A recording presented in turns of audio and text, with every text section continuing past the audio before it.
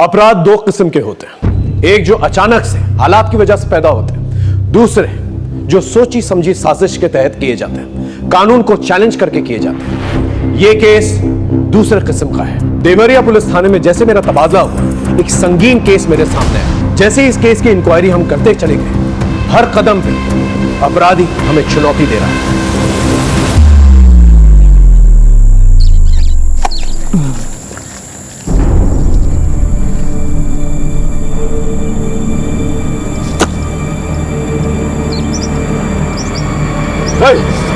क्या कर रहा है तू यहाँ?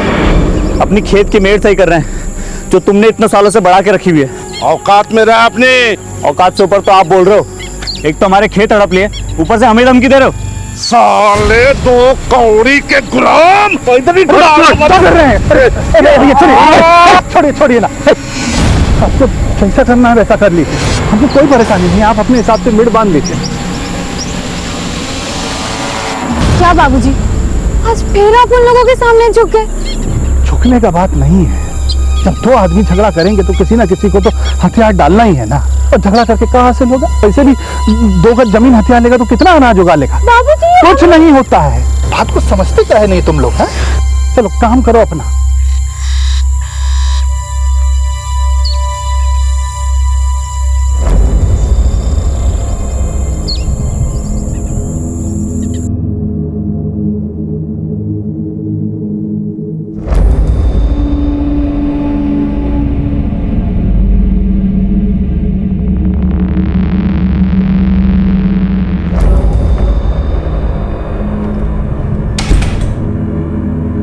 शुभा, क्या हुआ शुभा?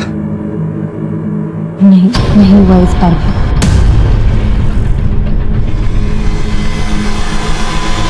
मेरा तो नसीब ही खराब। अरे निराश क्यों हो रहे हो? इस बार नहीं तो अगली बार सही। हाँ, हम कोशिश करते रहेंगे। देखना, जल्दी हमारे घर में बच्चा आ जाएगा। क्या आ जाएगा शोभा? तुमसे शादी करने के लिए मैंने घर वालों का लाया और रिश्ता टुकरा दिया। सबसे दूर हो गया, सबको नाराज किया।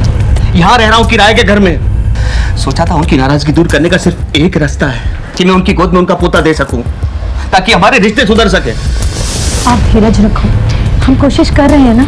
हाँ, और इलाज भी चल रहा है, हो जाएगा। कब हो जाएगा शोभा? 4 साल हो गए हमारी शादी को, 4 साल। अरे आप सुनो तो।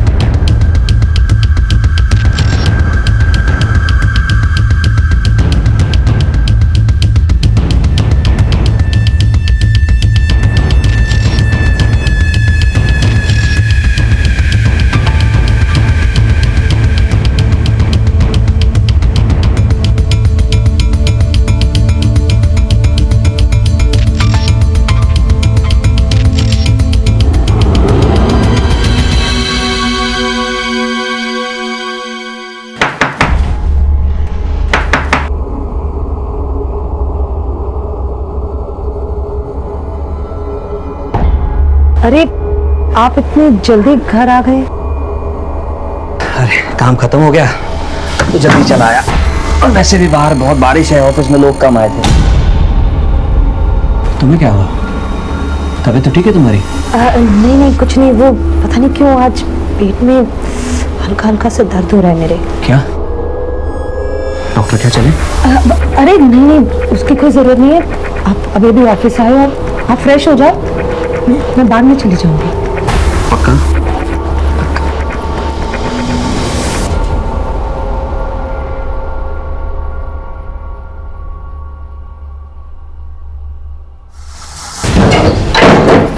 अरे अंदर कहाँ चले आ रहे हो? अरे कौन है? क्या बनता तू? चल दूसरा बता तेरे काम में।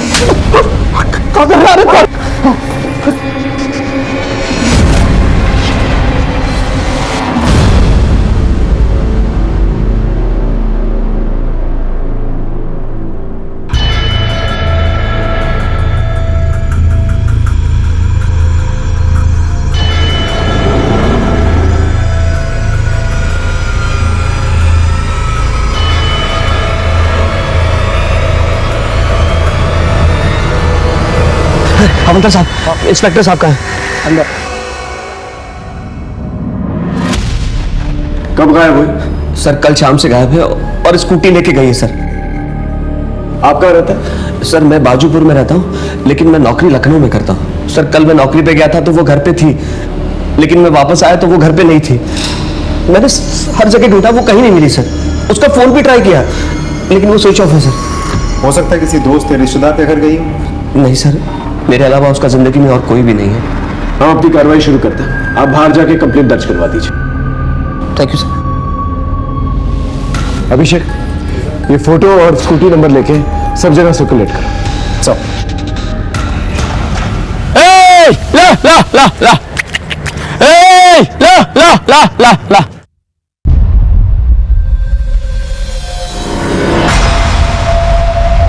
कौन कौन?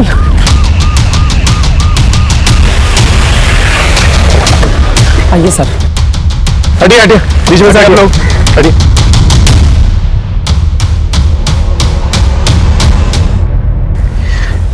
ये तो शोभा शर्मा है।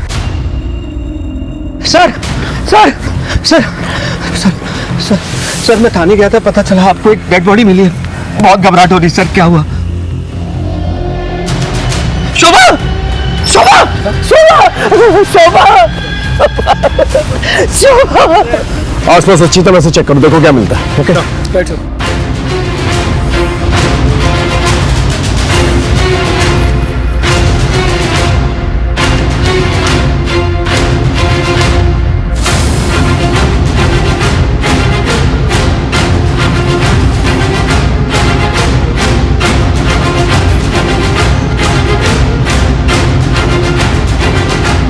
सर, हाँ ये टिफिन मिला सर।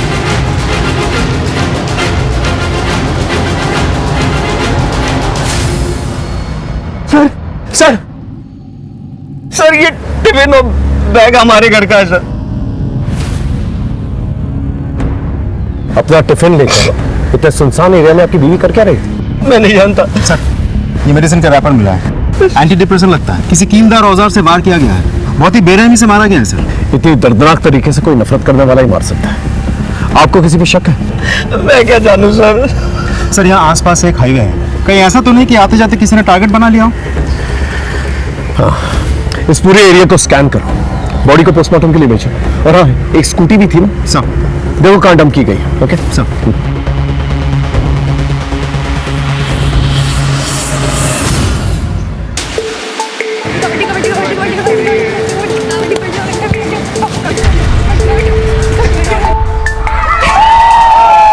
अब आखिरी खिलाड़ी बची है जिला परिषद टीम की काजल श्रीवास्तव। देखना है कि वो क्या कर पाती है। मैच तो लग रहा है जैसे महानगर स्कूल ने लगभग जीत ही लिया है। काजल रेखा के अंदर घुसी और देखते ही देखते आगे बढ़ रही है, काफी बहादुरी के साथ लड़ते हुए, हालात से समझौता ना करते हुए। काजल श्रीवास्तव बड़ी बहादुरी के साथ गेम चल रहा है। देखना है कि अब क्या होता है। और इसी के साथ काजल को चारों तरफ से सबने घेर लिया है। देखते हैं काजल क्या कर पाती है। एक तरफ जिला परिषद टीम की उम्मीदें लगी हुई है, दूसरी तरफ महानगर टीम पूरे जोश में लगी हुई है। अब देखना है क्या होता है। इसी के साथ काजल श्रीवास्तव ने एक साथ सबको ढेर कर दिया। जिला परिषद टीम की जीत दर्ज की गई है और आज की जीत का सेहरा जाता है काजल श्रीवास्तव को।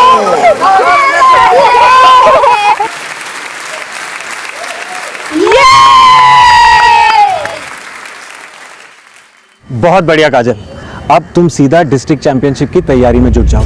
अगले ही संडे ना सिलेक्शन का कैंप लगने वाला है लखनऊ में, साथ चलो। सर दूसरे शहर में अकेले कैसे जा सकती हूँ? तुम अकेली थोड़ी ना हो, मैं हूं ना तुम्हारे साथ। एक साथ जाएंगे, एक साथ वापस आ जाएंगे। और तुम टेंशन क्यों ले रही हो? मैं समझाऊंगा तुम्हारे पापा को, तुम बस तैयारी करो। सवाल ही पैदा नहीं होता।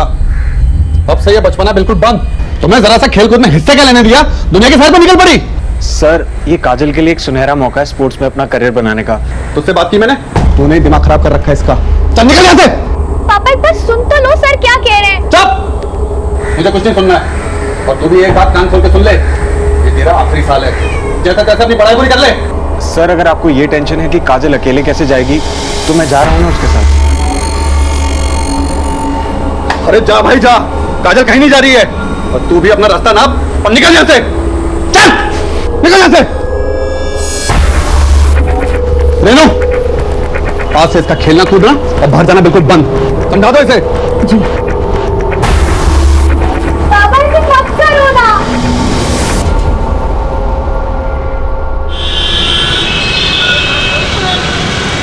और भैया काम मिला कि नहीं? अरे भाड़ में गया ऐसा काम, ये लोग देंगे काम, एक दिन हम देंगे इनको काम, देखना। कमलेश खिलाना। उधार बहुत ज्यादा हो गया है, पहले वो चुकता करो। रुक जा, देता हूँ। तो रुक जाइए, चाय पीना बाद में।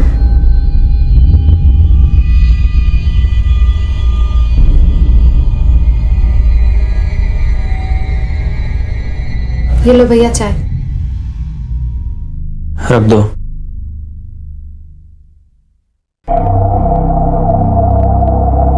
कहाँ घूम रहे थे सुबह से?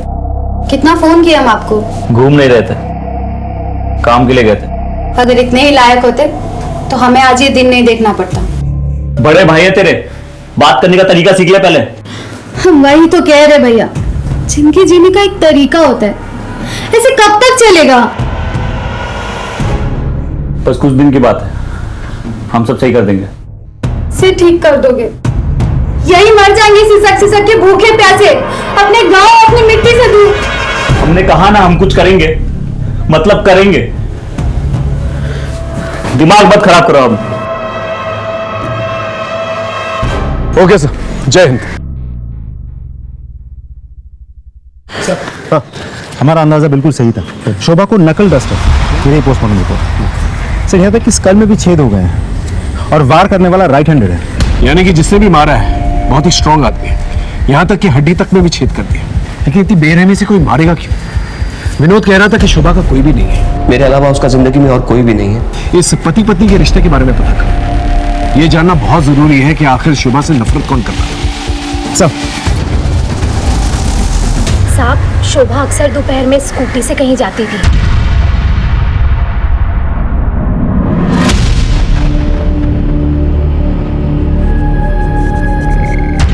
कहाँ जाती थी पता है आपको? नहीं पता। अच्छा एक बात बताइए, विनोद और शोभा के बीच आपसे रिश्ते कैसे थे? विनोद बहुत प्यार करता था शोभा से, लेकिन शोभा के गायब होने से एक दिन पहले मैंने उनके घर से झगड़े की आवाजें सुनी थी। मैं यहाँ हर कोशिश में लगा हूँ कि अपने परिवार को बच्चा दे दूँ, और तुम मुझे बेवकूफ बना रही हो। क्या सब कुछ बता दिया? देखो विनोद, मैं तुम्हें भी सब कुछ बताने वाली थी, लेकिन मुझे बहुत डर लग रहा था कि कहीं तुम मुझे छोड़ के ना चल जाओ। इतना बड़ा झूठ, इतना बड़ा झूठ। तुम मुझे बेवकूफ बनाती रही और मैं बेवकूफ बनता रहा। छी!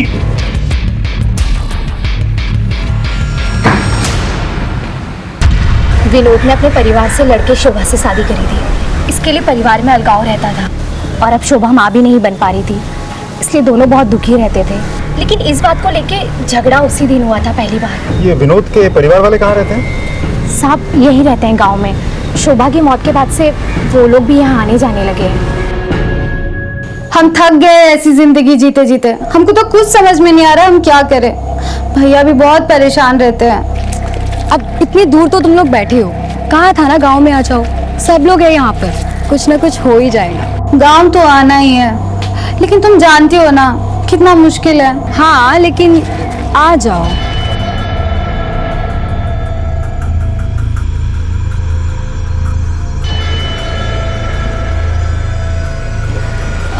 अच्छा मैं तुझे बाद में कॉल करती हूँ। हाँ हाँ ठीक है।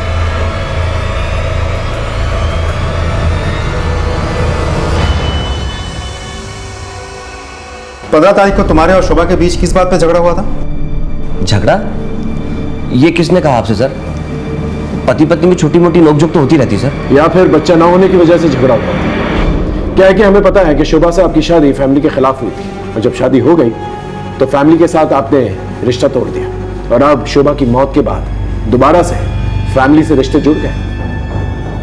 खैर, जब आप ऑफिस जाते थे तो शोभा घर से कहीं और जाती थी। कुछ आइडिया वो कहाँ जाती थी?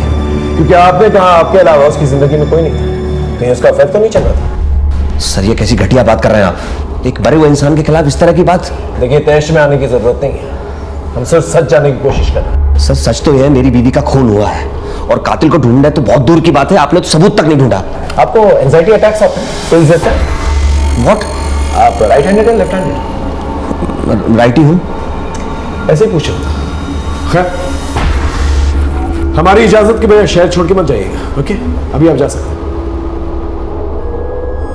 इस आदमी को गुस्सा बहुत आता है और ये कुछ छुपा भी रहे हैं। हो सकता है कि मियाँ बीवी में बच्चा ना होने की वजह से जो झगड़ा होता था वही एक वजह हो जिसकी वजह से इससे मार डाला उसे। हो सकता है सर। इस मियाँ बीवी के बारे में पूछताछ करो, पता लगाओ क्या चक्कर चल रहा था इनके बीच में। और हाँ, ये जानना बहुत जरूरी है कि शोभा कहाँ जाती थी, किससे मिलने जाती थी। इनके फैमिली डॉक्टर से जाके मिलो। सारिका। हाँ भैया। इतनी देर कहाँ हुई तुझे? वो भैया आज तो मैं पहले ही जाती, लेकिन शायद कोई मेरा पीछा कर रहा है।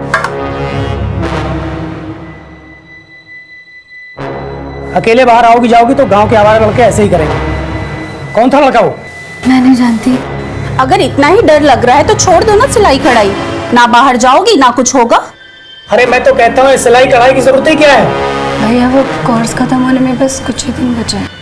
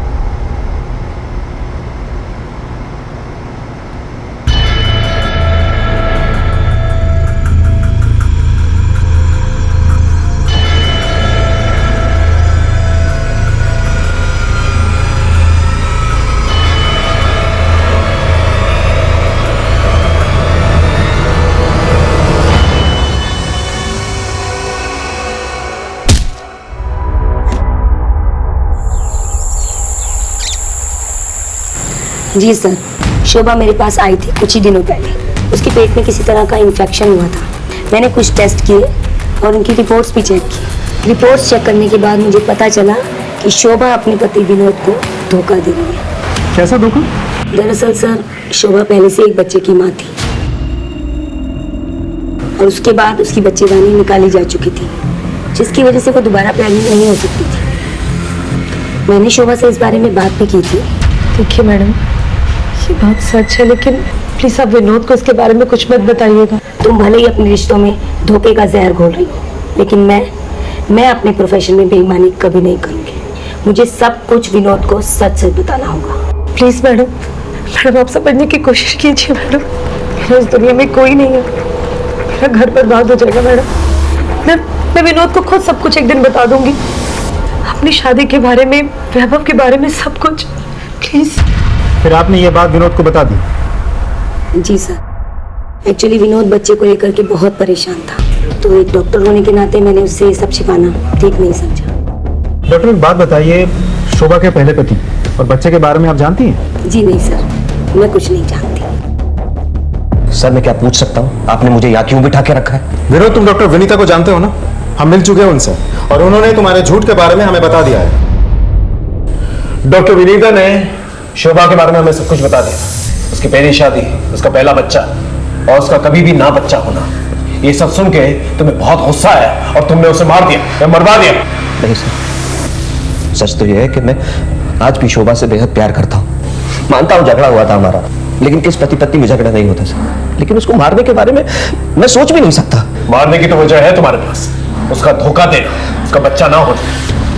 उसका पहला बच्चा कहाँ है? उसके पति के बारे में क्या जानते हो? सर मैं सच बता रहा हूँ, मैं कुछ नहीं जानता, और जितना जानता था वो आपको मैं बता चुका हूँ। सर, पीसीआर से डेड बॉडी मिलने की खबर आई है।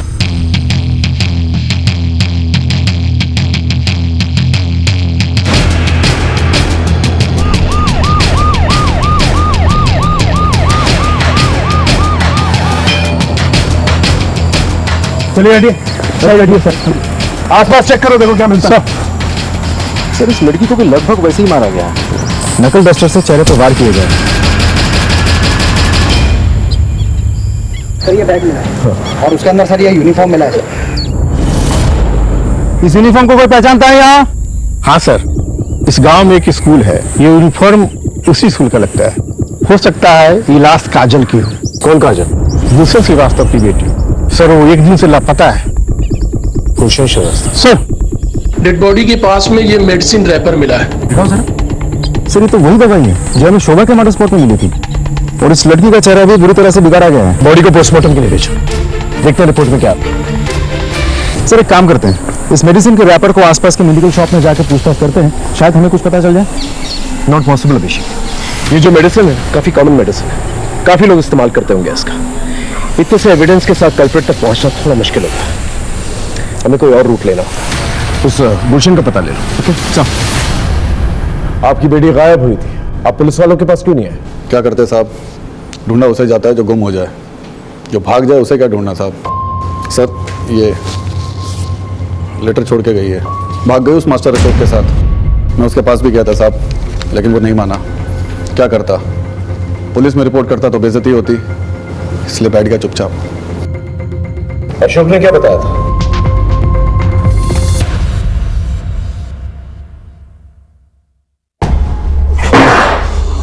अशोक, काजल कहाँ है? मुझे नहीं पता काजल का। इज्जत के सिवा कुछ नहीं है मेरे पास, बता दे काजल कहाँ, नहीं तो जान से जाएगा। मैंने कहा ना मुझे नहीं पता काजल का, और ये मेरा घर है, चिल्लाओ मत यहाँ पर। निकलो यहाँ से, निकलो। छोड़ूंगा नहीं तुझे, अब देख क्या करता हूँ मैं तेरे साथ। चलो निकलो यहाँ से।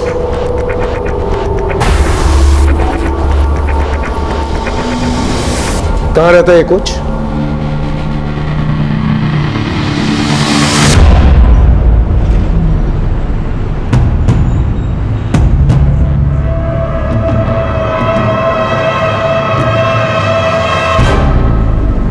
एकदम परेशान मत होइए, और 1 से 2 दिन लगेगा, बाकी 2-3 दिन में मैं आपका काम करा दूंगा। ठीक है, चलिए सर, थैंक यू।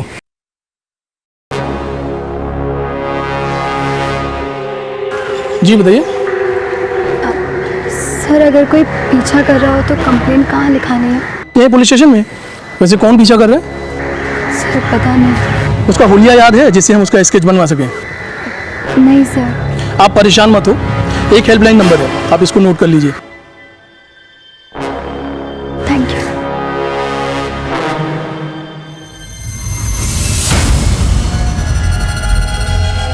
सर काजल की पोस्टमार्टम रिपोर्ट आ गई है, उसके साथ रेप किया गया था। व्हाट? जी सर, दोनों जगहों पर मिली मेडिसिन का रैपर सेम है, नकल डस्टर के मार्क्स भी बिल्कुल सेम है, और मारने का तरीका भी बिल्कुल वैसा ही है जैसा शोभा का था। सर नहीं ऐसा तो नहीं कि ये दोनों मर्डर्स एक दूसरे के साथ कनेक्टेड है? अभी फिलहाल किसी कंक्लूजन को जंप नहीं कर सकते, हो सकता है एक महज इत्तेफाक हो। कुछ और इन्फॉर्मेशन मिली? जी सर, जिस रात काजल घर से भाग गई थी उस रात उसने अपने कोच अशोक को फोन किया था। ये रही उसके कॉल डिटेल्स। लेकिन सर अब अशोक अपने घर से फरार है। इसका मतलब गुलशन ने जो इल्जाम लगाया था कि अशोक ने ही मदद की थी काजल को भगाने में, वो सच थी। गांव में कुछ और पता चला? नहीं सर, ना ही स्कूल से कोई और सस्पेक्ट मिला। आसपास के पुलिस थानों में पता करो कोई सेक्सुअल ऑफेंडर है कि नहीं, उसका नाम रिकॉर्ड में जरूर होगा, और इस अशोक के बारे में पता करो। जी सर, हमारी टीम ने अशोक की फोटोग्राफ्स हर जगह सर्कुलेट कर दी है, ज्यादा दिनों तक वो बच नहीं पाएगा। उसके घर पे भी हमारी नजर है। दोनों ही केसेस में मोडस ऑपरेंडी एक जैसी थी, और चोट के निशान ये बता रहे थे कि एक ही किस्म का हथियार यूज किया गया था, लेकिन दोनों अलग अलग गांव होने की वजह से अलग अलग तरीके से छानबीन कर रहे थे हम लोग। शोभा की निजी जिंदगी और काजल की निजी जिंदगी सीधी नहीं थी, इसलिए हमने उनके परिवार के हर एक सदस्य पे नजर रखी हुई थी, और इसी छानबीन के दौरान एक ऐसा राज सामने आया जिसने हमारी केस की दिशा बदल दी। सर, ये रहा बच्चा, इसी का नाम वैभव है। ये शोभा का बेटा है। शोभा अक्सर इससे मिलने यहाँ आया करती थी। वैभव बेटा, कैसे है तू? मैं ठीक हूँ। कितने कमजोर हो गए? मम्मी, मुझे आपके बगैर मन नहीं लगता। तो जल्दी तुझे यहाँ से ले जाऊंगी। मैं तेरा मनपसंद खाना लेकर आई हूँ।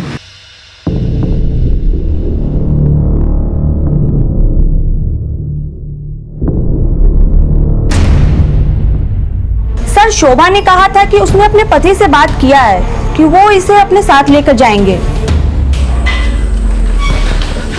क्या हुआ सर? क्या हुआ?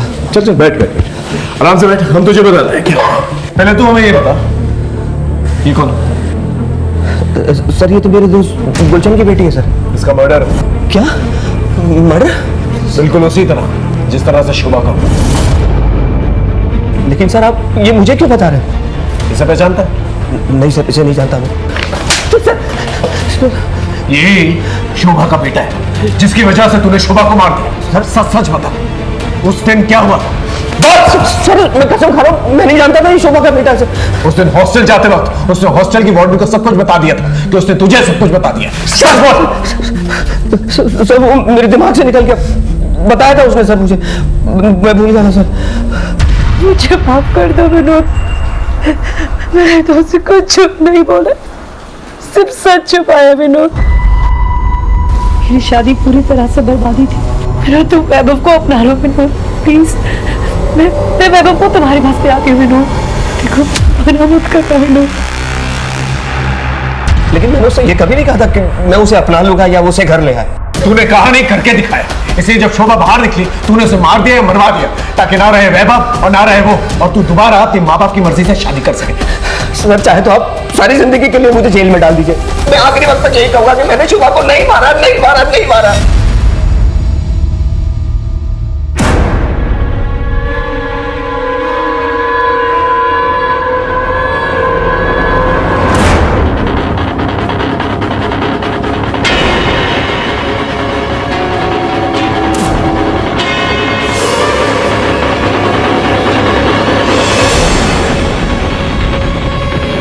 सर, अशोक को लखनऊ के गोमती नगर एरिया में देखा गया है, लेकिन एक इंटरेस्टिंग बात है, वो एक मेडिकल स्टोर से दवाई चुरा कर भाग रहा था क्योंकि उसके पास डॉक्टर का प्रेस्क्रिप्शन नहीं था। गोमती नगर पुलिस से कोऑर्डिनेट कर, वहीं कहीं छुपा पाओगे। जी सर, हमारी खबरें टीम और पुलिस टीम दोनों ही उसके पीछे पड़ी है। ज्यादा दिनों तक छुप नहीं पाएगा।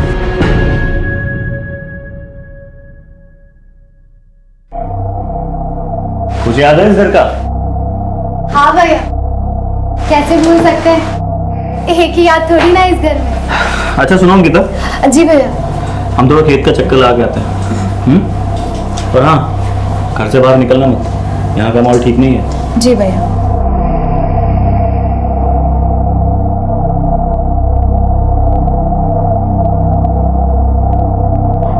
अच्छा चलो गैस करो हम कहाँ हैं? तेरी आवाज बता रही है कि तू गांव में है। अरे बिल्कुल सही जवाब। बता फिर कब मिल रही है? अरे इसीलिए तो हम फोन किए हैं। शाम को नदी के पास मिलते हैं। ओके।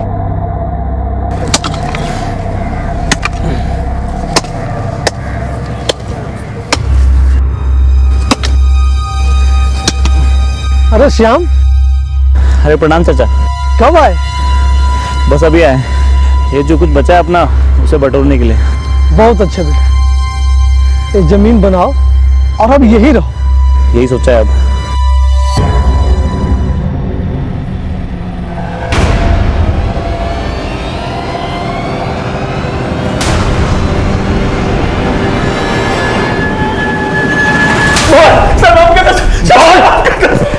सर, मैंने किसी को नहीं मारा है सर। अच्छा, तो फिर भाग क्यों रहा था और दवा क्यों चुराई?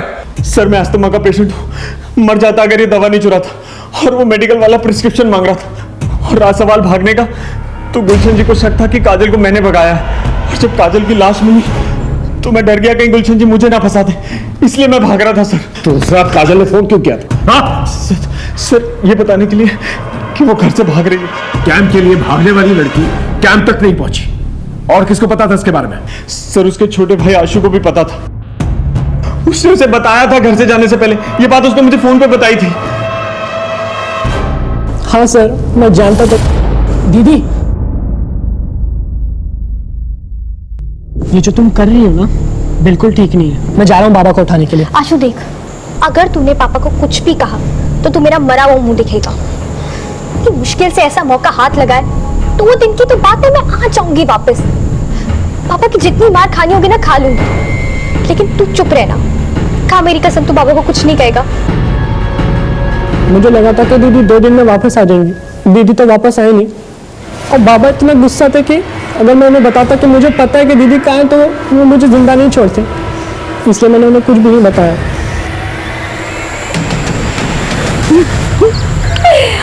सब कुछ कितना बदल गया नहीं? तो सालों बाद आई है ना, इसलिए ऐसा लग रहा है। बदलता नहीं तो हम ऐसे यहाँ नहीं मिलते, वो तो है। लेकिन तू जा रहा क्या पे कैसे? भैया ने कहा गांव चलो तो चली आई, और अब हम यहीं रहेंगे। हाँ हाँ हाँ। अब अच्छा, अब मैं चलती हूँ, बहुत देर हो गई है। वैसे भी भैया ने घर से बाहर निकलने से मना किया है। हाँ, वैसे भी आजकल इस गांव के हालात कुछ ठीक नहीं है, तो एक काम कर, तू भी निकल और मैं भी चलती हूँ। ठीक है, बाय।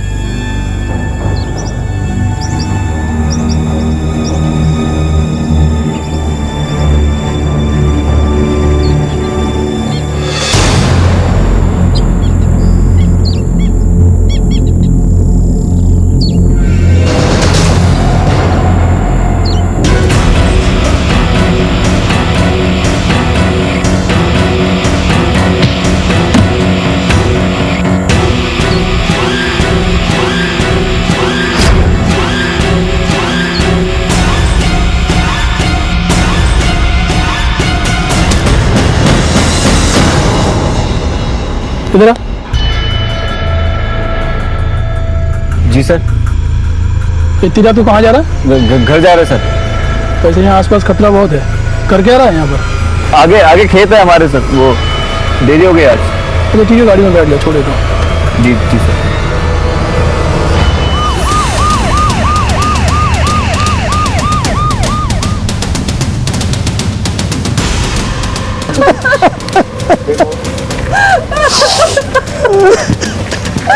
आप लोग हटिए प्लीज, हटिए।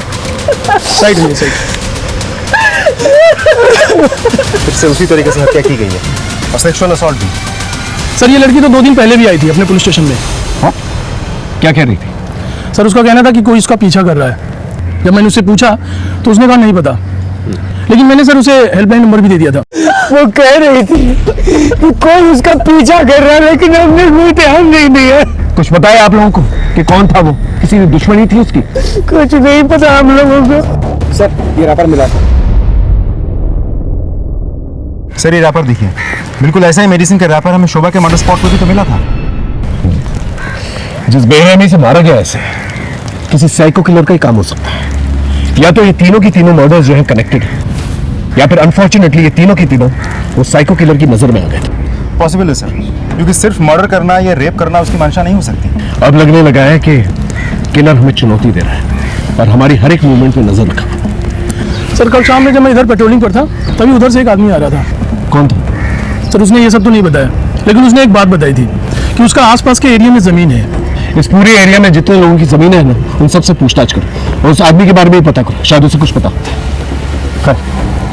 इसकी फोटो लो और आसपास के एरिया में पूछताछ करो। ये कह रही थी कोई इसका पीछा कर रहा है, पता करो, शायद किसी ने कुछ देखा। ओके और बॉडी को पोस्टमार्टम के लिए भेजो।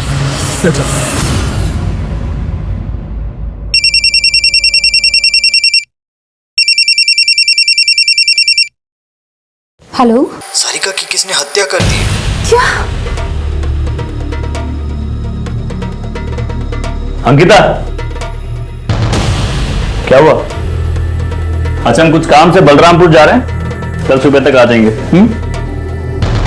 अंकिता, हम तुम्हारे लिए कुछ लाए हैं, ये देखो।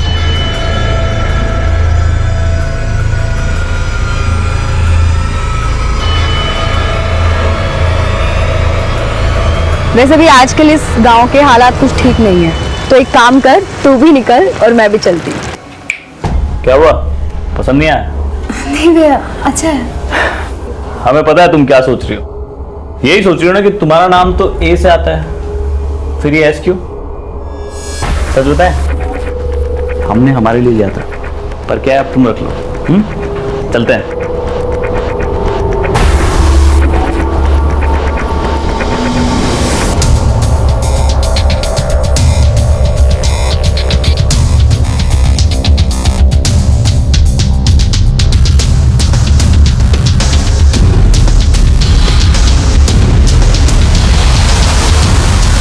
सर उस एरिया में नदी के किनारे तक कुल 25 लोगों की जमीन है। मैंने उन सभी लोगों से बात कर ली है, लेकिन सर वो आदमी नहीं मिला जो उस रात पेट्रोलिंग करते वक्त मिला था। इसका मतलब इस आदमी ने झूठ कहा था कि उसकी जमीन है उस पर। इस आदमी की स्केच बनाओ और पता करो ये गांव वाला है या बाहर से है। Okay right sir. Sir Sarika की पोस्टमार्टम रिपोर्ट आ गई है, उसके साथ भी रेप हुआ है। What? जी सर, उसके साथ सैंपल मैच कर गया है। एक और बात सर, इस बार भी वही नकल डस्टर यूज किया गया है और उसी तरीके से स्कल में छेद भी हुए हैं। और सर मारने वाला इस बार भी राइट हैंडेड है। इसका मतलब ये किसी साइको किलर का ही काम है और ये सारिका उसकी तीसरी विक्टिम है। अब हम ये बात रूल आउट कर सकते हैं कि ये सब रैंडम किलिंग्स नहीं है। मतलब उसे साइको किलर ने फॉलो किया होगा और मौका मिलते ही उसे मार डाला होगा। मतलब किसी के साथ ज्यादा दुश्मनी। राइट। अब हमें ये पता लगाना होगा ये तीनों लड़कियों का कॉमन कनेक्शन क्या है। सर इन तीनों मर्डर्स में कोई डायरेक्ट कनेक्शन तो मुझे लग नहीं रहा है, लेकिन हाँ एक गहरा कनेक्शन तो है। काजल के पिताजी गुलशन, शोभा का हस्बैंड विनोद और सारिका का भाई मनोज, तीनों ही दोस्त हैं और दोस्ती बहुत गहरी है सर। यानी कि ये तीनों के तीनों जो दोस्त हैं इनके साथ एक ही हादसा होता है। सर हाँ, उस आदमी का स्केच बन गया। स्केच को सब जगह सर्कुलेट कर और मनोज और गुलशन को आने बुलाओ। Right sir. तुम तीनों से जो सवाल मैंने अलग अलग पूछा था अब साथ में मिलकर पूछ रहा हूं। तुम तीनों का कोई तो दुश्मन है जो तुम लोगों से दुश्मनी निकाल रहा है। कुछ आइडिया कौन है वो? नहीं है। इसे पहचानते हो?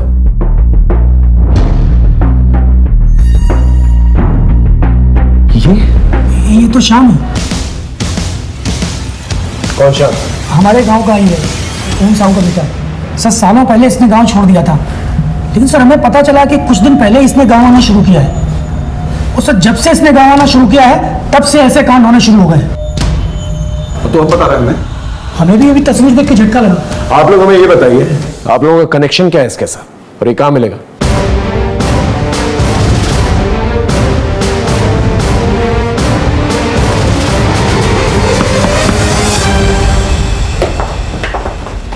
भैया घर पर नहीं। तुम्हें कैसे मालूम तुम्हारे भैया से मिलना है? ये मेरी सहेली सारिका का लॉकेट।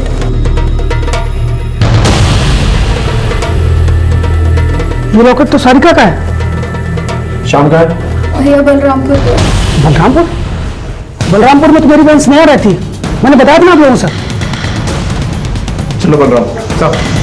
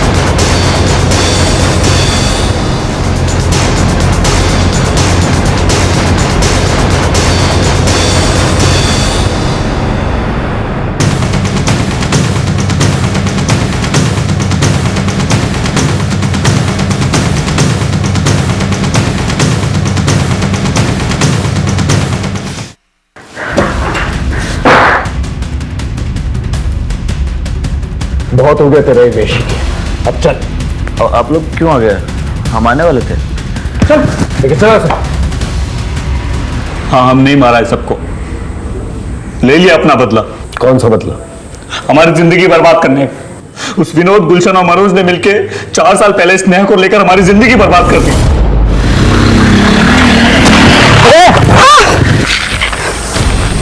ये क्या कर दिया तुमने? हमें जानबूझ के नहीं किया, वो गलती क्या हो रहा है? क्या स्नेहा तुम क्या कैसे? भैया इसने मुझे छेड़ा है। नहीं, अपनी जात और औकात दोनों भूल गए। भैया आपने तो बचाया इसे बाइक से। दो इसे दो मनोज भाई। एक और दो, एक और। हम तो स्नेहा को बचाने गए थे, मगर गांव के बड़े और दबंग लोग गलत समझ बैठे। हमारे बाबा ने कहा कि जब तक मामला ठंडा नहीं हो जाता गांव से दूर रहो, मगर हमारे दूर जाने के बाद मामला और बिगड़ गया। वो हमारे बाबूजी को उठाकर ले गए हमें ढूंढने के लिए। जैसे हमें पता चला हम पहुंचे उनके पास।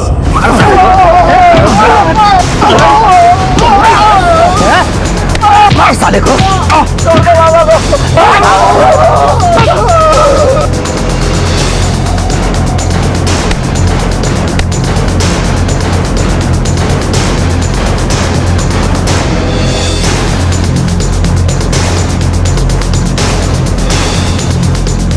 साले दोबारा इस गांव में दिखे तो पूरे खानदान को खत्म कर दूंगा। और सुन, अगली बार तेरी बहन मेरा शिकार होगी।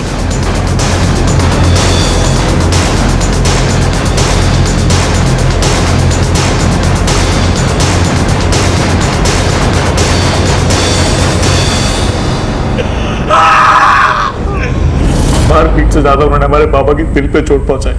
एक चींटी नहीं मारी थी उन्होंने, जानवरों जैसा व्यवहार किया उनके साथ। वो हमारे बाबा की आत्मा तो उसी दिन मर गई थी, वो तो बस जी रहे थे।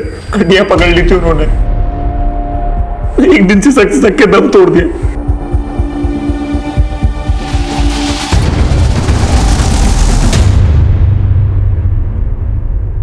गलती हमारी थी भी नहीं, फिर भी उन्होंने हमारे साथ साथ हमारे बाबूजी को भी सजा दी। तभी हमने सोच लिया कि बदला तो लेंगे। बदला लेना ही था तो गुलशन, मनोज और विनोद से लेते। उन 3 निर्दोष औरतों ने क्या किया? ये बात आप उनसे जाके पूछो ना। अगर उन्हें कोई बात करनी थी तो हमसे क्यों नहीं की? हमारे निर्दोष बाप को क्यों घसीटा बीच में? हम भी जताना चाहते थे उन्हें कि अपने सामने अपने को मरता हुआ देख के कैसा लगता है। फिर गुलशन की बेटी काजल को, हमारे बाबा की आत्मा को अब शांति मिल गई होगी। अब आप हमें फांसी दो या जिंदगी भर जेल में रखो, कोई फर्क नहीं पड़ता। फांसी तो तुझे होगी, लेकिन एक बात बता देता हूं तुझे, तूने जो किया है ना, उसकी वजह से तेरे बाबा की आत्मा को कभी भी शांति नहीं मिलेगी।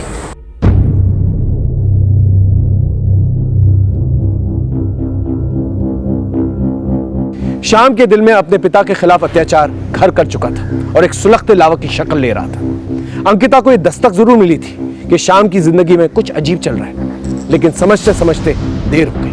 आशु को यह दस्तक मिली कि काजल अपने कबड्डी के खेल के जुनून में कुछ गलत कर रही है, लेकिन उसने ये बात अपने माँ बाप से छुपा के रखी और नतीजा बहुत ही भयानक निकला। शोभा ने विनोद से बात छुपाई, लेकिन जब बताने पे आई तो मौका ही नहीं मिला। सारिका ने बार बार अपने घर वालों से यह कहा कि कोई उसका पीछा कर रहा है, लेकिन किसी ने उसका यकीन ही नहीं किया। सच कहें तो विनोद, मनोज और गुलशन ही इस अपराध के रचयिता हैं। उन्होंने बिना सच जाने कानून को अपने हाथ में लिया और एक ऐसा बीज बोया जिसने तबाही मचा दी। दस्तक होती जरूर है, चाहे वो जोरदार हो या खामोश। उसे सुने, समझे और सतर्क रहें। देखते हैं हमारे आज के एपिसोड की दूसरी कहानी।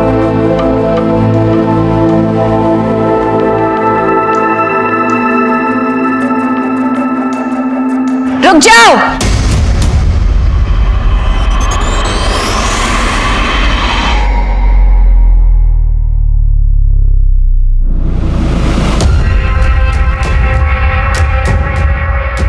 नेहा तू यहाँ क्या कर रही है? मैं क्या कर रही? तू क्या कर रहा है यश? तुझे क्या लगा मुझे धोखा देके तू किसी और से शादी करेगा और मैं चुपचाप बैठी रहूंगी? मैंने तुझे कोई धोखा वोखा नहीं दिया, ठीक है ना? ब्रेकअप हो गया हमारा। अरे तो जरा सी लड़ाई पे सब कुछ खत्म हो जाएगा क्या यश? मैं प्यार करती हूँ तुझसे, मैं जानती हूँ तू भी मुझसे प्यार करता है। नेहा देख, मेरी यहाँ पे शादी हो रही है, अब कुछ नहीं हो सकता। तू कुछ नहीं कर सकता यश, पर मैं बहुत कुछ कर सकती हूँ। अगर तूने मुझसे शादी नहीं की ना, तुझ पे रेप चार्जेस डलवा के तुझे अंदर करवा दूं। फिर देखती हूँ तू ये शादी कैसे करता है। ऐसे कैसे शादी करेगा तेरे से? यहाँ हमारी बच्ची की शादी हो रही है, अगर तेरे से शादी करेगा तो हमारी बच्ची की तो जिंदगी बर्बाद हो जाएगी। तो ठीक है ना यश, तू हम दोनों से शादी कर ले।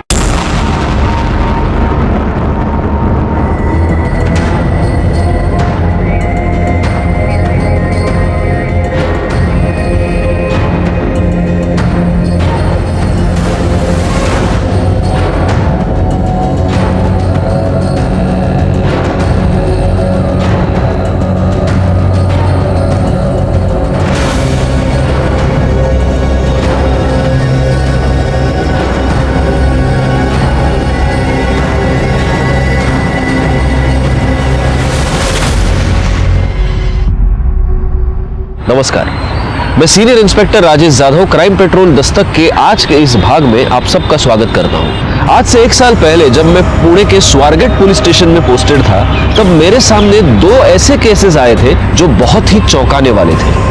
क्या ये दोनों ही केसेस बिल्कुल अलग अलग थे या कोई ऐसी कड़ी थी जो इन दोनों केसेस को जोड़े हुए थी?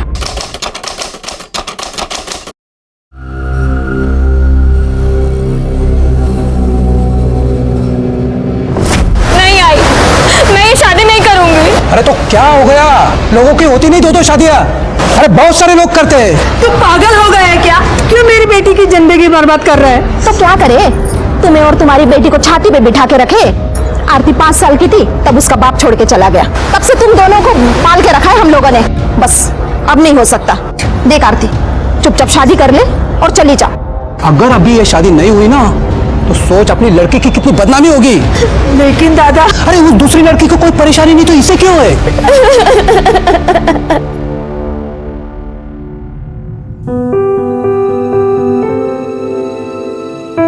यश। क्या यश? तुम्हारा भी सही है नया। जब मन किया चली गई, जब मन किया वापस आ गई। अरे मैं लोगों को क्या मुंह दिखाऊंगा? सोसाइटी में, ऑफिस में। आई एम सो सॉरी यश, मैं तुम्हारे पास रहना चाहती हूँ, तुम्हारे साथ रहना चाहती हूँ Yash. Yash, I love you. I am so sorry, please मुझे माफ कर दो। अभी प्लीज मत रो। तुम जानते हो मैं तुम्हें रोते हुए नहीं देख सकता, राइट? हाँ, देखो मैं भी तुमसे बहुत प्यार करता हूँ। अब जो हो गया सो तो हो गया है ना। तुम, मैं और आरती, हम तीनों इस बंधन में बंध चुके हैं और हमें अब ये बंधन निभाना पड़ेगा यश। मुझे लगता है इस वक्त तुम्हें आरती के पास जाना चाहिए।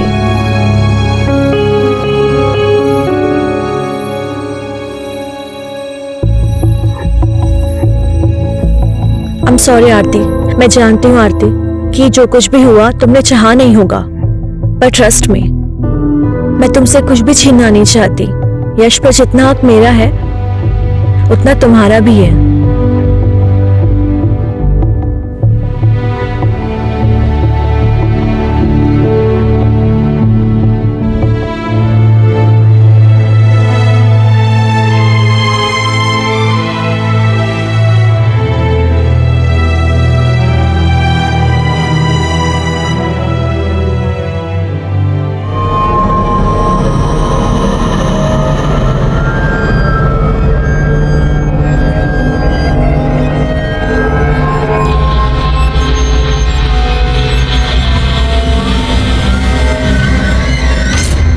क्या यार नेहा, पति की भक्ति में सब काम वाम छोड़ दिया क्या?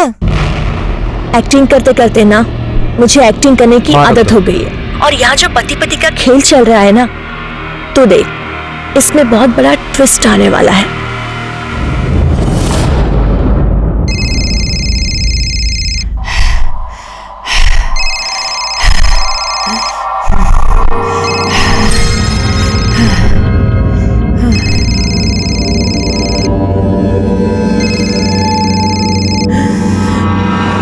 और तेरे बच्चे को मार भी सकता था। आखिरी बार कह रहा हूं, मुझे मेरे पैसे चाहिए।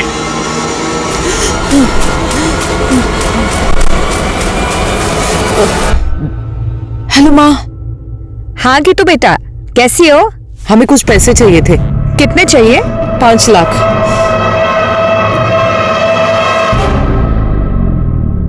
हाँ, हम तैयार हैं, तुम बस जल्दी से आ जाओ, फिर चलते डिनर पे तीनों।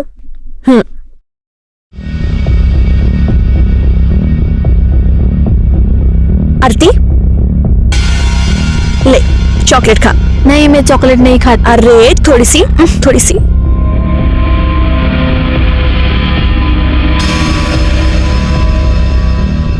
तुझे पता है तू कितनी सुंदर है?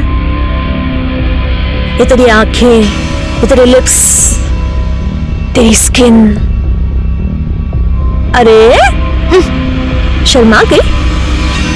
अपनी सुहागरात पे भी ऐसी शर्माई थी क्या? रुक जा, सोचने दे।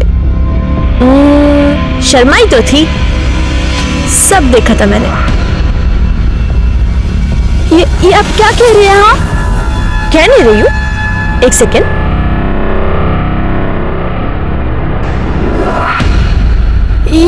ये सब क्या है? हाँ, ये आपके पास?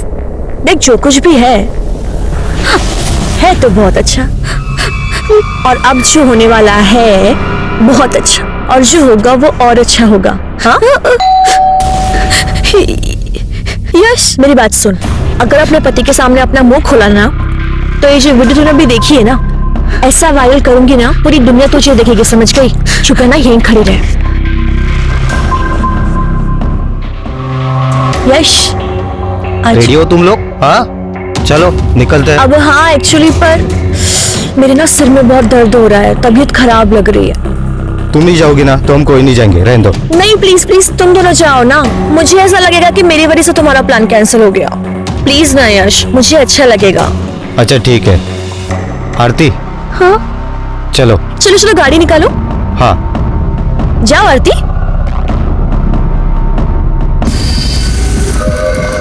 देखा ना तूने, मैं कैसे तुझे तेरे पति के साथ अकेले जाने दे रही हूँ। मैं कबाब में हड्डी नहीं बन रही हूँ, मैं तुझे ऐसे ही खुश रखूंगी। तेरा काम है कि तू मुझे खुश रखे। जा जा।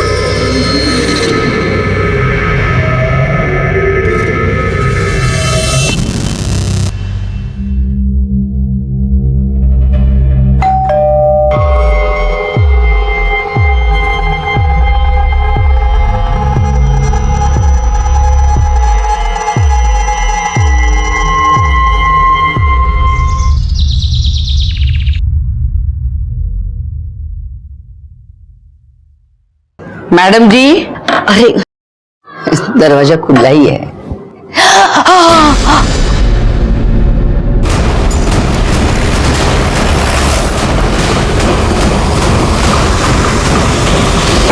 सर,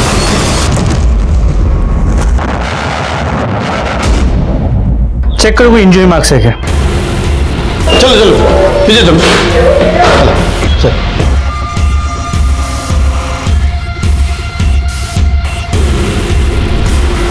सर 25 से 30 साल की औरत है, प्रेग्नेंट, मल्टीपल स्टैबिंग का केस है।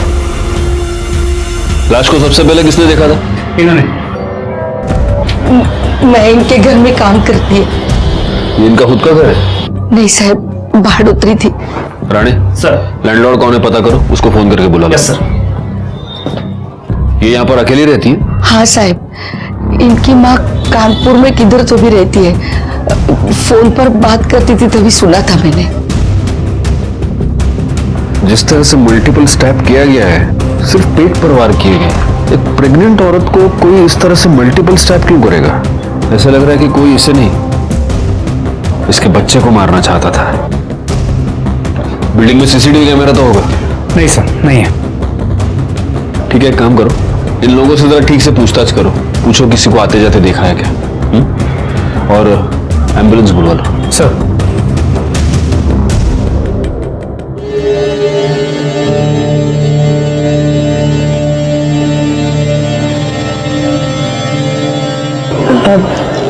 यश, मैं एक बात बोलूं? बोलो ना। तुम जब रात को आरती के साथ होते हो ना, मुझे बहुत जलन होती है, बट तुम जब मेरे साथ होते हो तो मुझे गिल्ट होता है। ऐसा कुछ नहीं हो सकता कि तुम हम दोनों के साथ रहो। मेरा मतलब है एक ही कमरे में एक साथ हम तीनों। ये क्या कह रही हो? यश, हम मॉडर्न जमाने से है ना, मॉडर्न सोच रखते हैं, तो इसमें बुराई क्या है? जब हमें पता है कि हम तीनों को साथ में ही रहना है जिंदगी भर, तो इसमें कोई बुराई नहीं है ना।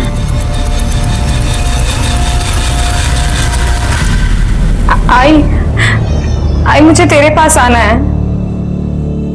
मुझे यहाँ कुछ भी ठीक नहीं लग रहा है। बेटा तू जानती है ना यहाँ क्या हाल है। तेरी नई नई शादी हुई है ना, सब धीरे धीरे ठीक हो जाएगा बेटा, तू घबरा मत।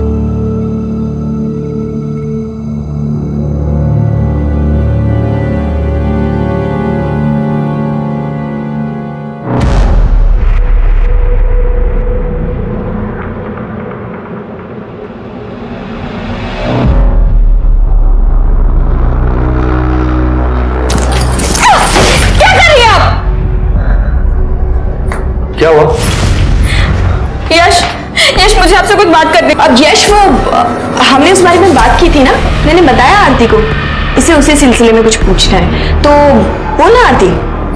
आरती नेहा सही कह रही, हम तीनों को एक ही साथ रहना है ना, चाहे वो बेडरूम के अंदर हो या बेडरूम के बाहर, बात तो एक ही है। आज से हम बेडरूम में एक ही साथ सोएंगे, ठीक है? एक मिनट। हाँ यश, आप मेरी बात,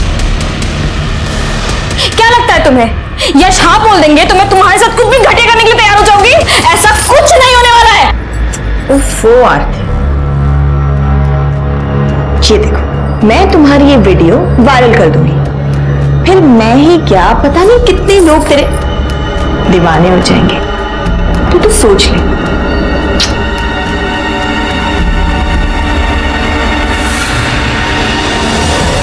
साहिबा वो किसी से ज्यादा बात नहीं करती थी। साहब वो औरत मुझे बिल्कुल भी ठीक नहीं लग रही थी।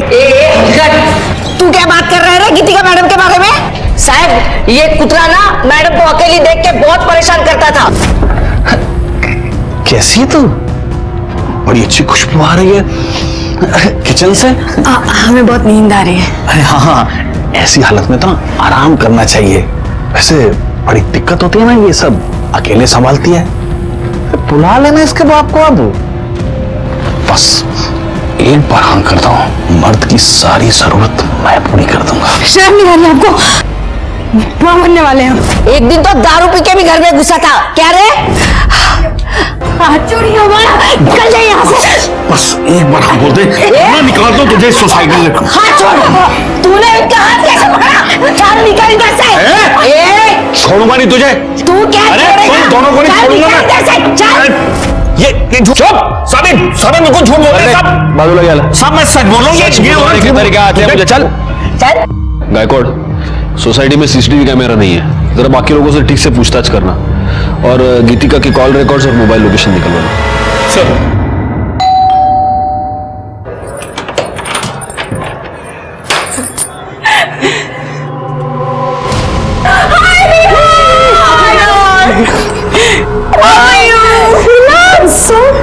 Thank you. शादी होते भूल गई दोस्तों को। ओहो।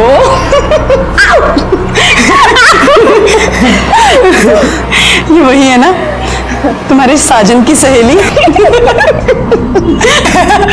ओके आरती, सी ये दोनों मेरी बहुत पुरानी और बहुत अच्छी दोस्त हैं। ये है नुपुर और यही ना। इफ यू डोंट माइंड तो मेरे फ्रेंड्स के लिए चाय नाश्ता बना दोगी प्लीज? कम गर्ल्स, कम से। साहब इसमें मेरी कोई गलती नहीं है साहब। तो कोई औरत ही ऐसी होगी तो मर्द क्या करेगा? आदमी तो कुत्ता होता है साहब। सारे मर्द कुत्ते नहीं होते, लेकिन कुछ कुत्ते तेरे जैसे जरूर होते हैं। समाज में रहकर भलाई का मुखौटा पहनकर घटिया काम करते हैं। सब मुझसे गलती होगी साहब। साहब जब वो बार बार बाहर के मर्दों से मिलती थी तो मैंने सोचा कि मैं भी एक चांस ले लूं। और जब तू वो चांस नहीं ले पाया तो तूने उसका मर्डर कर दिया। मैं सच कह रहा हूँ साहब, मैंने उसे नहीं मारा साहब। तेरे जैसा घटिया आदमी तो कुछ भी कर सकता है। राणे डांडल तेल लाओ लेना। साहब मैंने उसे नहीं मारा, मैं साहब सच कह रहा हूँ साहब।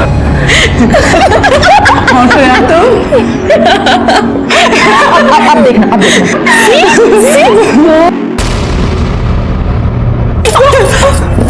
शर्म नहीं आती आप लोगों को ऐसी घटिया हरकत करते हुए? नहीं आती। अरे चल ना, अब तो कोई सती सावित्री तो है नहीं जो तेरे साथ कुछ स्पेशल होगा। जो यश ने तेरे साथ किया वो मेरे साथ भी किया है, कौन सी बड़ी बात हो गई? ये आप जैसी घटिया औरत ना कभी नहीं समझेगी।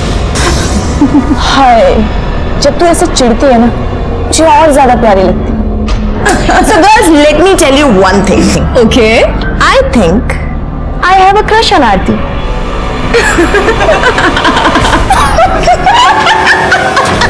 अरे नहीं नहीं नहीं नहीं, बारिश में तो मैं वड़ा पाव खाता ही नहीं हूँ। और सुनो तुम भी मत खाना। हाँ, मंगाना मत घर पे कुछ भी। चलो रखता हूँ मैं फोन अभी। Okay okay, bye bye. हाँ गायकवाड़ बोलो। सर गीतिका के घर के आसपास पूछताछ की, लेकिन किसी ने गीतिका के घर किसी को जाते नहीं देखा। लेकिन हाँ, कई लोगों ने यह बताया कि कोई आदमी है जो गीतिका के घर बार बार जाता था। वो शरद भी यही कह रहा था। सर गीतिका की मोबाइल लोकेशन और कॉल डिटेल्स देखो गायकवाड़। सर गीतिका ने आखिरी कॉल सिद्धार्थ आप्टे को किया था। जब वो पहली बार यहाँ फ्लैट लेने आई थी ना तो अपने पति के साथ आई थी। उसके बाद तो उसका पति गायब ही हो गया। सिद्धार्थ आपके तो उसका पति है? पड़ोसियों ने बताया था। जी सर। जरा फोन लगा उसको।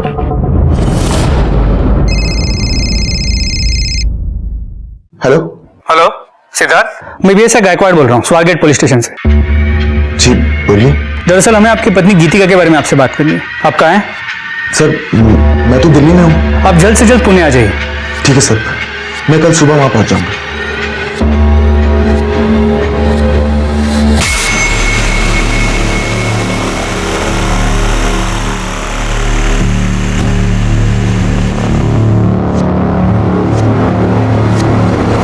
सर ये दिल्ली में है, कल सुबह तक पुणे आ जाएगा।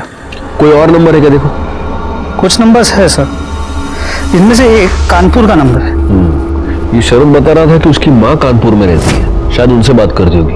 और कोई है? और एक है किसी अमन का नंबर है।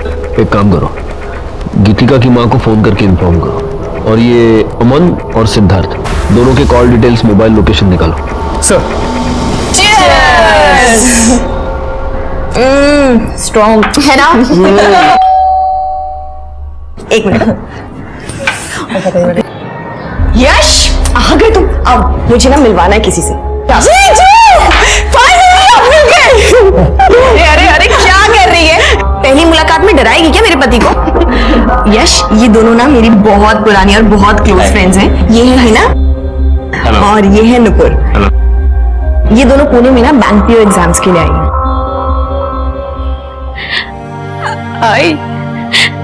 आई मुझे यहाँ नहीं रहना है, मुझे ले चलना अपने साथ। क्या हुआ बेटा, तू रो क्यों रही है? यहाँ कुछ भी ठीक नहीं है। आई अरे हुआ क्या, वो तो बता।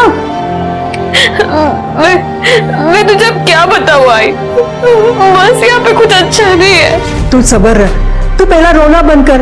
हाँ शांत हो जा, मैं कुछ न कुछ करती हूँ। हाँ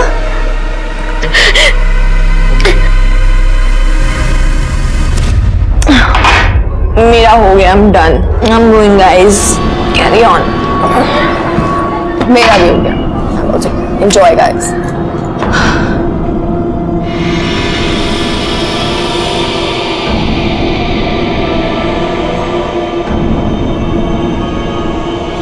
मुझे यहाँ से जलन हो रही है। आप बहुत हैंडसम हैं। तो ठीक है ना? अब ठीक हो?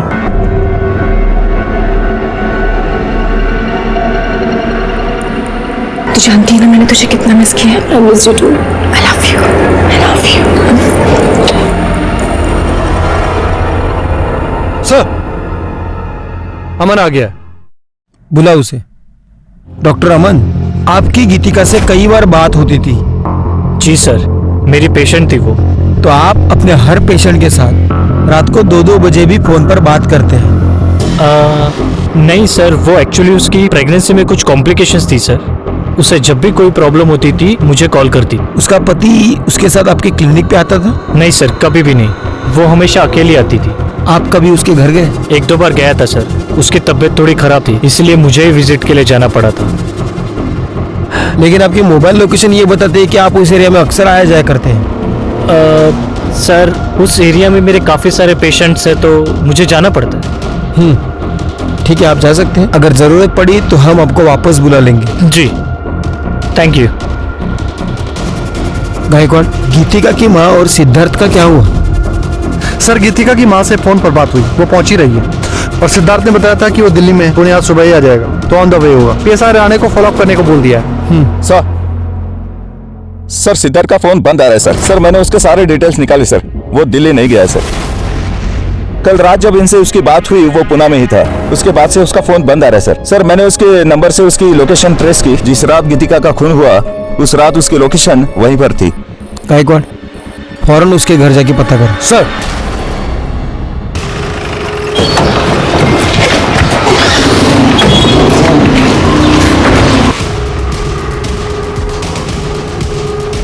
सिद्धार्थ कहाँ है? पता नहीं सर, कहीं गया होगा। अच्छा, वो और उसकी पत्नी यही रहता है ना? सर सिद्धार्थ कभी पत्नी के साथ यहाँ आया ही नहीं, वो तो अकेला ही रहता है। अकेले? हाँ सर।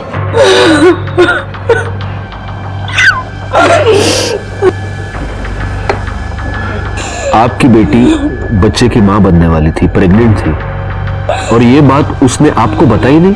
उसकी तो शादी भी नहीं हुई थी।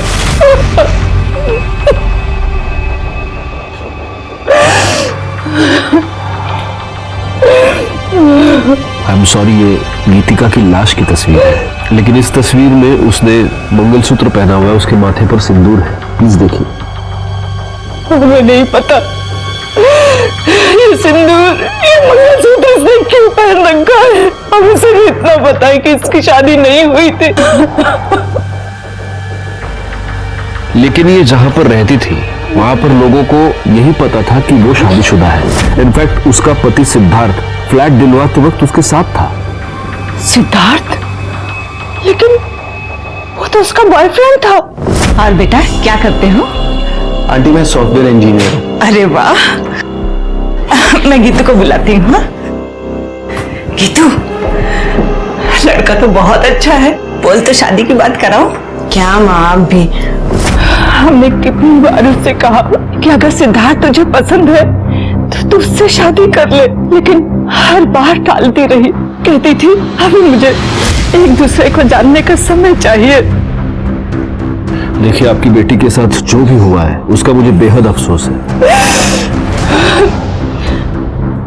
वैसे गीतू कुछ दिनों से बहुत परेशान थी।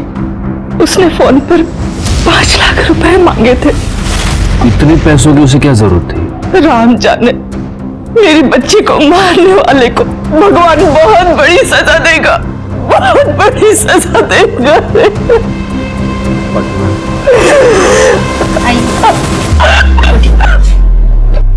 गायकवाड़, मुझे किसी भी हालत में ये सिद्धार्थ चाहिए। पता करो वो कहाँ है, अपने सारे खबरियों को काम पर लगाओ। एक और बात, जरा पता करना ये 5 लाख रुपए का क्या चक्कर है। गीतिका का मोबाइल मिसिंग है। सर्विस प्रोवाइडर से पता करो कि वो किस मेल आईडी से लॉगिन करती थी। उसके सारे मेल्स चेक करो। सर,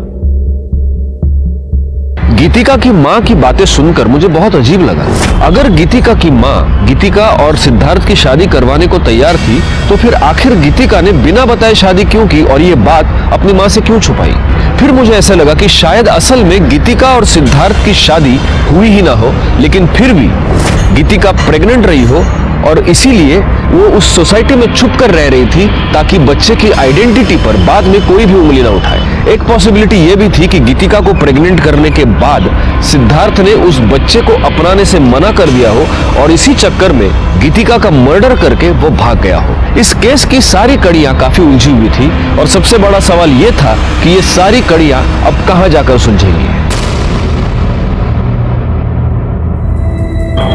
मुझे पता है आज रात की शिफ्ट है, मैं टाइम पे पहुंच जाऊंगी। अभी कुछ जरूरी काम करना है, बाद में बात करती हूँ।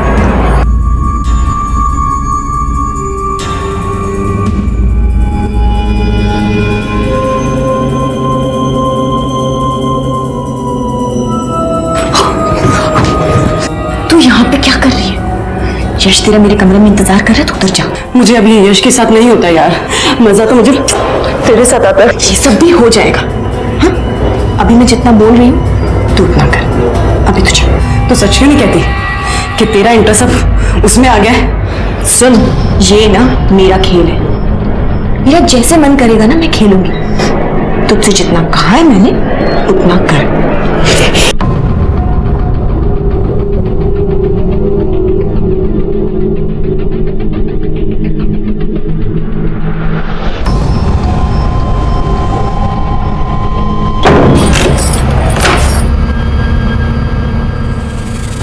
तुम यहाँ क्या कर रही हो? वही कर रही हूँ जो इतने टाइम से मैं करना चाहती हूँ।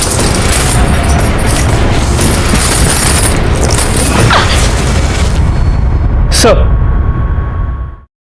गीतिका की पोस्टमार्टम रिपोर्ट आ गई है। मौत का वक्त रात 11 और 2 के बीच है। 5 बार स्टैब किया गया और वो 8 महीने प्रेग्नेंट थी। उसके नाखूनों में किसी के स्किन के फ्रेगमेंट्स मिले। जब हमने उसके बैंक डिटेल चेक किए तो पता चला उस दिन उसने 5 लाख रुपए विड्रॉ किए थे। लेकिन जब हमने गीतिका के घर की तलाशी ली तो हमें कोई पैसे नहीं मिले।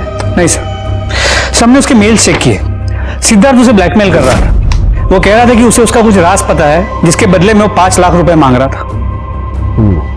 और जिस रात गीतिका का मर्डर हुआ उस रात सिद्धार्थ की मोबाइल लोकेशन गीतिका के घर की ही थी।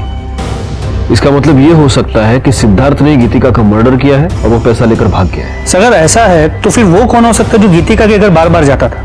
सबसे पहले एक काम करो गायकवाड़, उसके नाखून में जो स्किन के फ्रैगमेंट्स मिले हैं उसका डीएनए टेस्ट कराओ और उस शरत के साथ उसको मैच करके देखो। और एक और काम करना, उसकी कॉल लिस्ट में जितने भी लोगों के नाम हैं उन सबके फोटोग्राफ्स लेके उसकी सोसाइटी में दिखाओ।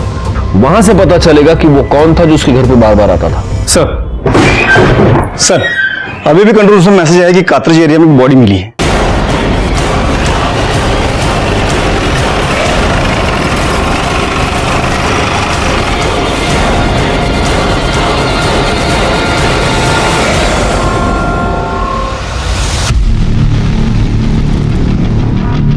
बॉडी को सबसे पहले किसने देखा? मैंने देखा। मैं यहाँ से गुजर रहा था तो अचानक मैंने यश लाश को देखा तो तुरंत मैंने आपको फोन कर दिया। पाटिल मैडम, बॉडी पे कोई निशान या कुछ और? कुछ नहीं सर। गायकवाड़, मुझे नहीं लगता मारने से पहले इसे मोलेस्ट या रेप किया गया है। देखो गले पर निशान है सिर्फ, मतलब गला दबाकर खून हुआ है।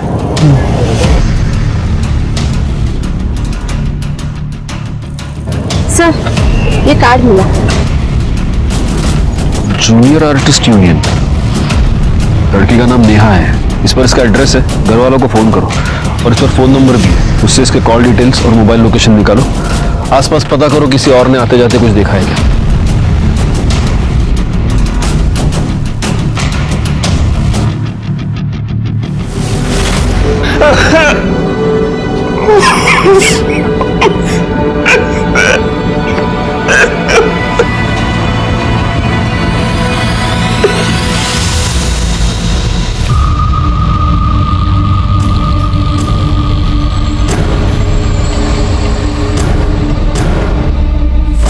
कैसे हुआ ये सब? पता नहीं सर, यह जूनियर आर्टिस्ट का काम करती थी, अक्सर नाइट शिफ्ट हुआ करता था। कल भी था, सुबह फोन नहीं उठा रही थी।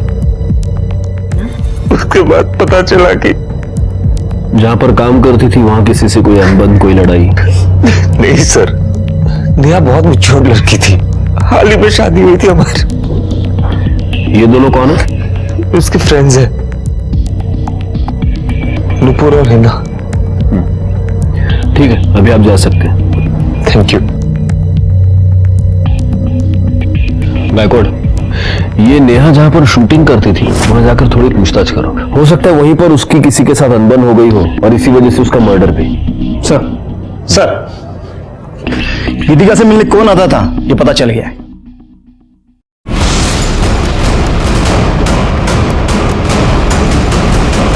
तुमने हमसे ये झूठ बोला कि तुम गीतिका से मिलने सिर्फ 2 बार गए थे, जबकि सच ये है कि तुम अक्सर वहां जाया करते थे। दरअसल मैं गीतिका से प्यार करता था सर, वो भी मुझे पसंद करती थी।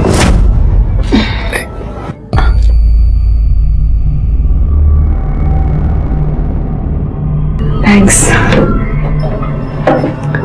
कोई और भी है जो तुम्हारे बारे में सोचता है? एक बार हाँ कह दो, शादी करना चाहता हूँ तुमसे। हम तुमसे पहले भी कहे ये नहीं हो सकता। देखो तुम्हारा पति तुम्हारी क्या हालत करके गया है, मेरा विश्वास करो, धोखा नहीं दूंगा तुम्हें। तुम पर यकीन है पर अपनी किस्मत पर नहीं है, ये नहीं हो सकता। आई हैव नो आइडिया वो मुझे मना क्यों कर रही थी। वो तुम्हारी बात मान नहीं रही थी इसलिए तुमने उसका मर्डर कर दिया। नहीं सर, मैंने ऐसा कुछ भी नहीं किया है। सच ये है कि गीतिका अपनी प्रेगनेंसी के टाइम पर पेशेंट के तौर पे तुम्हारे पास आई, लेकिन तुम्हें बहुत जल्द ये समझ में आ गया कि वो अकेली है। तुम उसके साथ शारीरिक संबंध बनाना चाहते थे और जब उसने मना किया तब तुमने उसका मर्डर कर दिया। सर ऐसा कुछ भी नहीं किया है मैंने। और आप ये जो बोल रहे हैं, क्या सबूत है आपके पास इसका? सबूत तो तुम हमें दोगे। गायकवाड़, इसे ले जाओ और इसे अच्छी तरह से पूछताछ करो और गीतिका के नाखून में जो फ्रेगमेंट्स मिले हैं उससे इसका डीएनए मैच कराओ। ले जाओ इसे। सर मैं आपको बोल रहा हूँ सर मैंने कुछ नहीं किया है। सर मेरी बात सुनिए।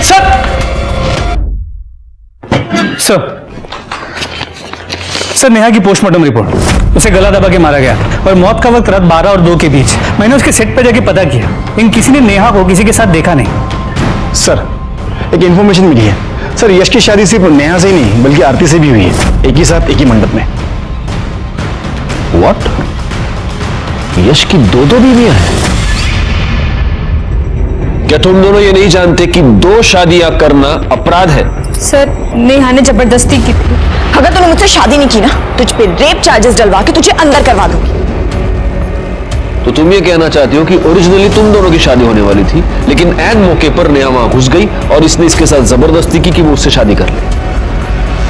तो तुम्हें गुस्सा तो बहुत आया होगा। कहीं ऐसा तो नहीं कि इस गुस्से में तुम दोनों ने मिलकर नेहा का मर्डर कर दिया? अरे आप क्या कह रहे सर, मैं नेहा से बहुत प्यार करता था। शादी के बाद तो मैं आरती के पास जाना भी नहीं चाहता था।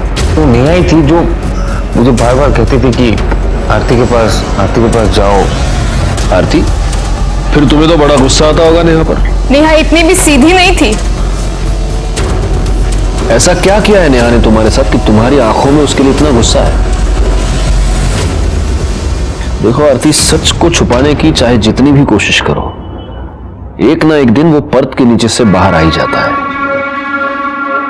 सर, नेहा के कॉल रिकॉर्ड्स और लोकेशन डिटेल्स, जहां उसकी बॉडी मिली थी उससे आधे किलोमीटर दूर उसका फोन स्विच ऑफ हुआ था और उसे आखिरी कॉल किसी लैंडलाइन नंबर से आया था, जो कि एक पीसीओ का नंबर है। तो ये हो सकता है कि किसी ने नेहा को फोन करके बुलाया हो। करने सर, जहां पर हमें नेहा की लाश मिली थी उसके आसपास का एरिया दोबारा एक बार चेक करो, हो सकता है वहां उसका मोबाइल मिल जाए। सर मुझे ऐसा लग रहा है कि ये सब कुछ यश ने किया होगा। हो सकता है उसका नेहा का झगड़ा हो गया हो और उसने गुस्से में आके नेहा को मार दिया। एक मिनट बैकवर्ड। नेहा के कॉल रिकॉर्ड्स के अकॉर्डिंग वो सिद्धार्थ के टच में थी और उसकी मोबाइल लोकेशन ये दिखा रही है कि जब गीतिका का मर्डर हुआ था उस रात भी नेहा उसी एरिया में मौजूद थी। सिद्धार्थ और नेहा, इन दोनों के बीच कोई कनेक्शन है?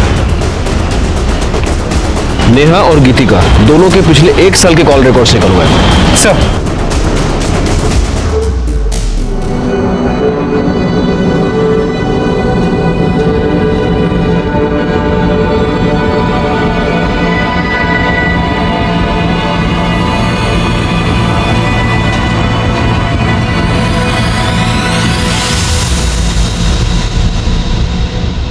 गीतिका और नेहा के 1 साल के रिकॉर्ड चेक किए। एक इंपॉर्टेंट बात ये पता चली है कि ये दोनों 6 महीने पहले तक रेगुलर टच में थे। इतना ही नहीं, गीतिका हिना और नूपुर के भी टच में थे। तुम दोनों गीतिका को कैसे जानते हो? और देखो, झूठ बोलने की कोशिश मत करना, क्योंकि तुम लोगों के पिछले 1 साल के कॉल रिकॉर्ड्स हमारे पास है, जिससे साफ पता चलता है कि तुम सब लोग एक दूसरे के साथ बात करते थे, एक दूसरे से कांटेक्ट में थे।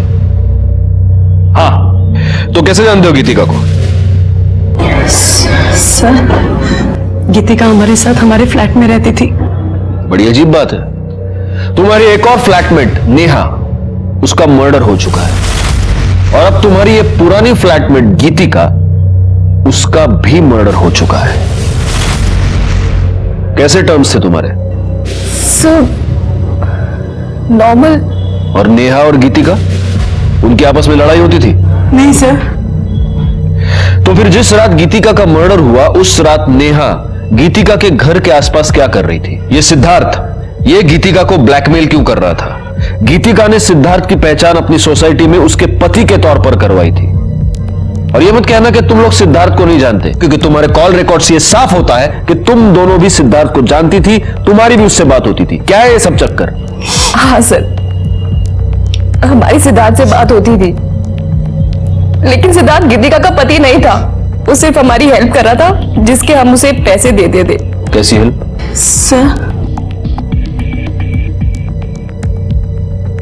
सर, हम लेस्बियंस हैं। पहले मैं और नेहा पार्टनर्स थे और बाद में फिर हिना ने हमें ज्वाइन किया। सर, गीतिका तो बहुत बाद में आई थी हमारे साथ रहने और बहुत सीधी थी वो, और मैंने देखा कि नेहा गीतिका को पसंद करने लगी थी। सर, मैंने नेहा को समझाया भी था गीतिका स्ट्रेट है, लेकिन वो नहीं मानी। और पहले नेहा गीतिका पे हिट करती थी और फिर उसने उसका रेप कर दिया। और सर, रेप करते करते उसका वीडियो भी बनाया।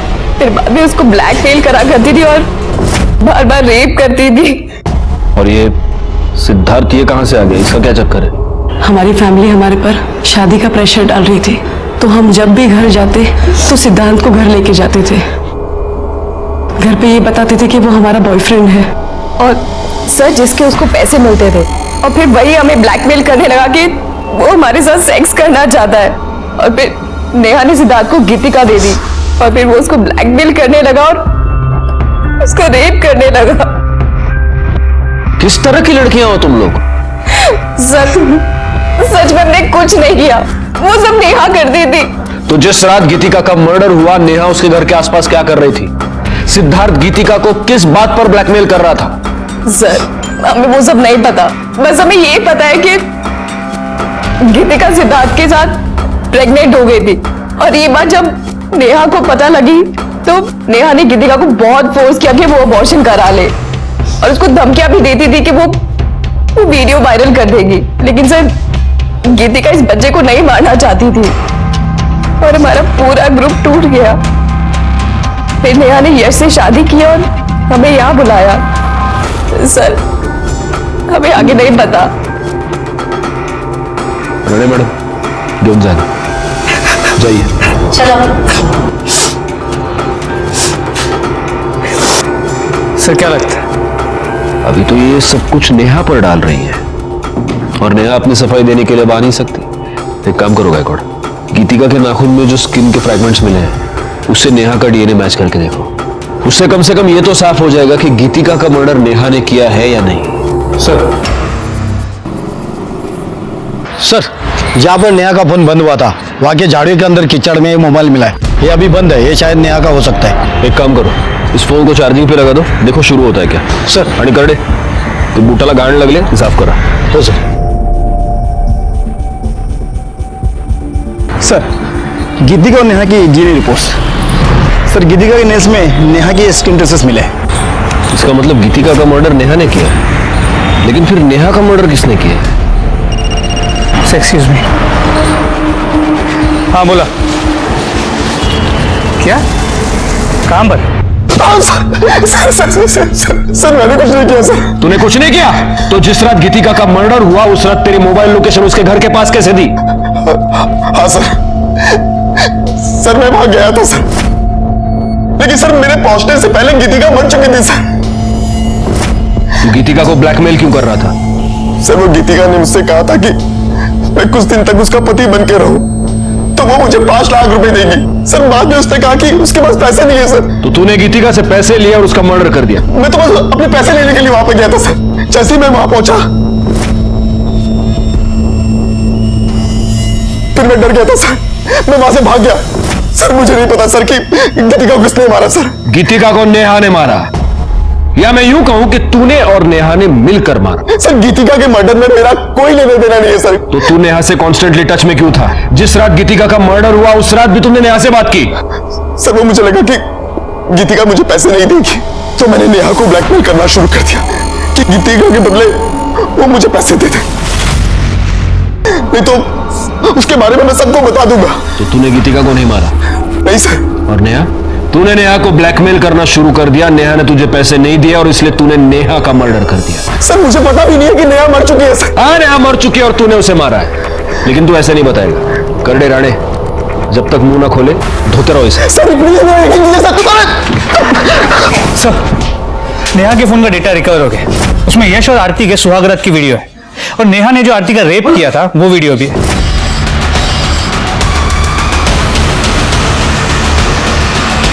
आरती का रेप? जी सर, और इतना ही नहीं, इसमें गीतिका के रेप का भी वीडियो है, ये देखिए।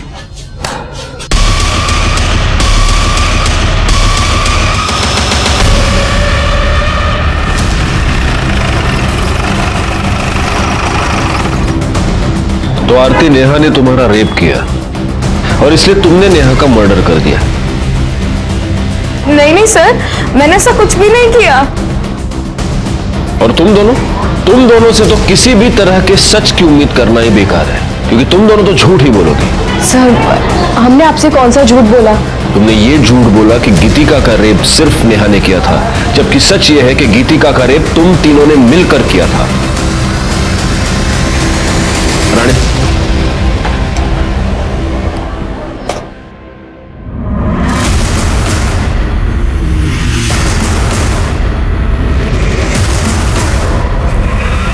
इस घर का सर्च वारंट है हमारे पास, हम इस घर की तलाशी लेनी है। चला, लगा कमला।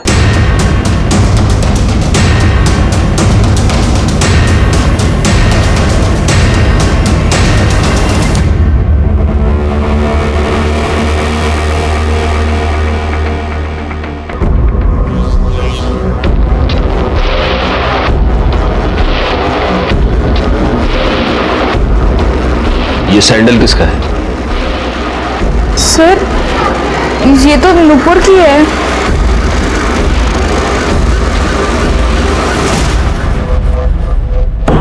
ये फॉरेंसिक रिपोर्ट, इससे साफ होता है कि तुम्हारे सैंडल पर जो मिट्टी पाई गई वो उसी एरिया की थी जहां पर हमें नेहा की लाश मिली। बैकवर्ड। उस एरिया में एक कैमरा है, इसकी सीसीटीवी फुटेज। इस फुटेज में तुम्हारी गाड़ी वहां से पास होती हुई साफ दिखाई देती है उसी वक्त जब नेहा का मर्डर हुआ। नुपुर, अब ये तो साफ हो गया है कि तुम ही ने नेहा का मर्डर किया। सर मैं नेहा से बहुत प्यार करती थी, लेकिन वो उस आरती के पीछे पड़ी थी। उसने आरती का रेप कर दिया। और नेहा जब शूट पे थी, जब मैंने उसे बाहर मिलने के लिए बुलाया था, तूने आरती का रेप क्यों किया? रेप कहाँ किया यार? प्यार किया। अच्छी लगती है ये आरती मुझे। नेहा, आज तक हमने जो भी किया है ना, मेरी बात के किया है। गीतिका और हिला को जैसे हमने बांटा था ना, आरती को भी बांटना होगा, समझी? आरती ना सिर्फ और सिर्फ मेरी है। मैं ना तुझे ऐसा कुछ भी करने नहीं दूंगी, समझी? नुपुर बस कर यार। देख, मैं और यश मिलके ना आरती को अच्छे से समझा लूं। मुझे पति भी मिल गया और प्यार भी। देखो ना, और कुछ नहीं चाहिए। ये जो तेरा मेरा लफड़ा है ना, ये मुझे अभी नहीं चाहिए। मैं ना तुझे खुद से दूर नहीं आने दूंगी, समझी तू? मुझे ना अभी तेरे में कोई इंटरेस्ट नहीं है। छोड़। सर मैं नेहा को मारना नहीं चाहती थी। सच तो यह है कि तुम लोग प्यार का मतलब नहीं जानते। प्यार छोड़ो, तुम लोग तो दोस्ती और इंसानियत का मतलब भी नहीं जानते। अब पूरी जिंदगी जब जेल में सड़ोगी तब शायद एहसास हो जाएगा। गे, लेस्बियन या होमोसेक्सुअल होना कोई बुरी बात नहीं है।